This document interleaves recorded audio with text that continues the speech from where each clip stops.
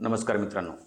1 फेब्रुवारीला देशाचा अर्थसंकल्प म्हणजे बजेट 2026 सादर झालं. अर्थमंत्री निर्मला सीतारामन यांनी सलग 9व्यांदा बजेट मांडून एक विक्रम प्रस्थापित केलेला आहे. पण हा आकड्यांचा खेळ तुमच्या आणि माझ्या खिस्यावर नक्की काय परिणाम करणार आहे? महागाई वाढणार की कमी होणार? टॅक्समध्ये काही सवलत मिळाली का? आणि विद्यार्थ्यांपासून शेतकऱ्यांपर्यंत कोणाच्या पदरात काय पडलं? या सर्व प्रश्नांची सविस्तर उत्तर आजच्या या व्हिडिओमध्ये आपण पाहणार आहोत. व्हिडिओ शेवटपर्यंत नक्की पहा.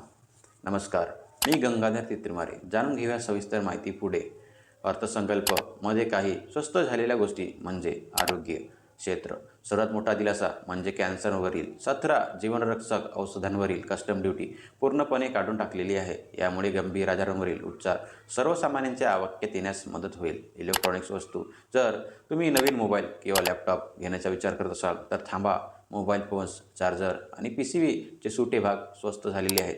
यामुळे येणाऱ्या काळात गॅजेट्सच्या किमती कमी होतील व यातच प्रवास, परदेशात शिक्षणासाठी आणि फिरण्यासाठी जाणाऱ्यांना आता कमी टॅक्स द्यावा लागेल, कारण हा टॅक्स 5% वरून 2% करण्यात आला आहे.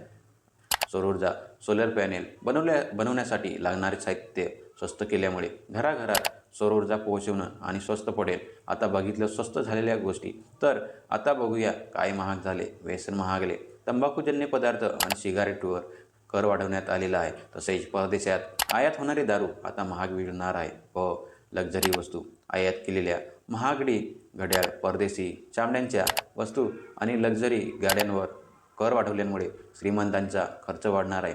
हॉटेलिंग. कमर्शियल गॅस सिलेंडरच्या दरात बदल झाल्यामुळे बाहेर हॉटेलमध्ये जेवण आता थोडं महाग पडू शकतं व यातच इन्कम टॅक्स म्हणजे पगारदार वर्गांसाठी सर्वात महत्त्वाची घोषणा म्हणजे न्यू इन्कम टॅक्स रिजिम मध्ये कोणताही मोठा बदल केलेला नाही. जुन्या टॅक्स स्लॅबनुसारच कर आकारणी होईल. मात्र सरकारने इन्कम टॅक्स ॲक्ट अधिक सोपा करण्याचं आश्वासन दिलं आहे. 1 एप्रिल 2026 पासून नवीन कर प्रणाली अधिक सुटसुटीत होणार आहे. त्यामुळे टॅक्स भरणं सोपं होईल आणि कायदेशीर गुंतागुंत कमी होईल. शेतकरी आणि महिलांसाठी विशेष.